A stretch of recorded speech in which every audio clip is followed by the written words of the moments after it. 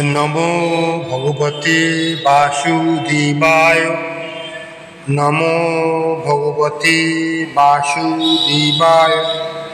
नमो भगवते वासुदेवाय। न च मां तानि कर्माणि निबध्नन्ति धनञ्जय। उदासीनवत् आसीनम् आसक्तं तेषु कर्मेषु। অনুবাদ। হে ধনঞ্জয়, সেই সমস্ত কর্ম আমাকে আবদ্ধ করতে পারে না।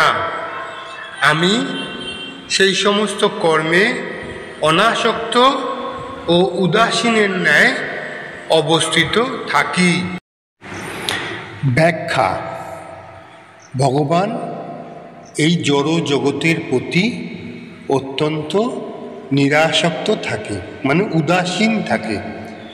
কোনো কিছুতেই তিনি খুব একটা সাফল্য, খুব একটা উৎসাহ দেখান না। কিন্তু এটা শুধু তার জড়জগতের বেলায়, কিন্তু চিন্ময় জগতের বেলায় বা গোলকধামের বেলায় ভগবান অত্যন্ত সক্রিয়।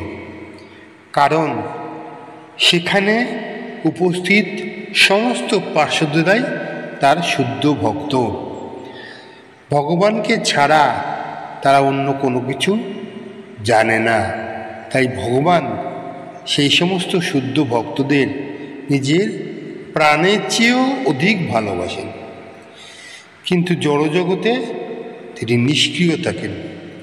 যার যতটুকু পাওনা সে ততটুকুই পায়, তাকে সেটা দেন, কিন্তু উদাসীনভাবেই তিনি সেই কাজগুলো করে যান।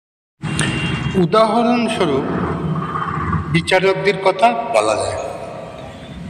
যারা বিচার করে, অনেক রকম বিচার করে, তার বিচারে, বিচারকের বিচারে কারোর কারোর ফাঁসি হয়, কেউ কেউ অনাদিকাল কারাগারে থাকে, কেউ বা মুক্তি পায়, প্রচুর ধন সম্পত্তি পায়, কেউ আবার তার ধন সম্পত্তি হারিয়ে ফেলে। কিন্তু এইসব রায়দান শুধু তাদের পাপ কর্মের নিরিখে বিচার করে বিচারপতি দেন, কিন্তু তার প্রতি তিনি উদাসীন থাকেন। যারা শাস্তি পেল তাদের প্রতি তিনি উদাসীন থাকেন। ঠিক তেমনই ভগবান জড়জগতের মানুষকে সমস্ত কাজ তাদের করে দেন, কিন্তু তাদের কর্মফলের প্রতি তিনি ভগবান উদাসীন থাকেন।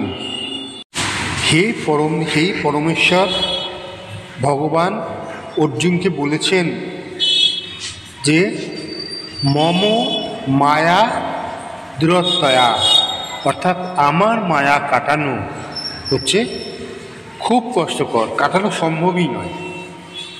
তাতে তো অর্জুন বিশেষভাবে হতাশ হয়ে পড়েছে। তিনি বলেন, হে প্রভু, যদি এত দূরত্বায় হয়, যদি মায়া কাটানোই না যায়, তাহলে কি করে তা হবে?